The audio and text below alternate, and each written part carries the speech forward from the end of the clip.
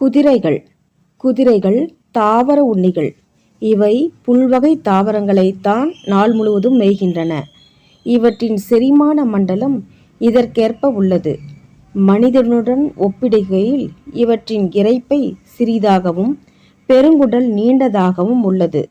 இதனால் சத்துக்கள் சீராக கிடைக்கின்றன.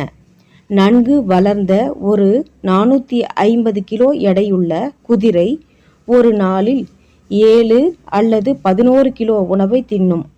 மேலும் 38 அல்லது 45 லிட்டர் வரை நீர் அருந்தும். இவை அசை போடாத விலங்குகள். எனவே ஒரே ஒரு இரைப்பை மட்டுமே உள்ளது.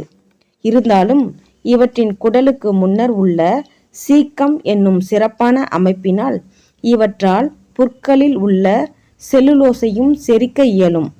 குதிரைகளால் வாந்தி எடுக்க இயலாது. இதனால் ஏதேனும் நச்சு பொருட்களை உண்டால் அது குதிரையின் இறப்புக்கு காரணமாக ஆகிவிடும். இவை பெரும்பாலும் நச்சுத்தன்மையுள்ள தாவரங்களை உண்பதில்லை.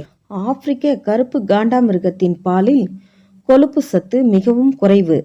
இது தண்ணீரை போலவே நீர்த்து போன திரவமாக இருக்கும். இந்த குறைந்த கொழுப்பு சத்து தான் பாலுக்கு கருப்பு நிறத்தை தருகிறது. இந்த காண்டாமிருகங்களின் இனப்பெருக்க சுழற்சி மிகவும் மெதுவானது. இவை 4 முதல் 5 வயது வரை மட்டுமே இனப்பெருக்கம் செய்ய முடியும். குட்டிக்கு பால் கொடுக்கும் காலம் நீண்டது. இந்த நீண்ட காலத்திற்கு குட்டிக்கு போதுமான ஊட்டச்சத்து கிடைக்க வேண்டும் என்பதற்காகவே பாலில் புரதம் அதிகமாகவும் கொழுப்பு குறைவாகவும் இருக்கிறது.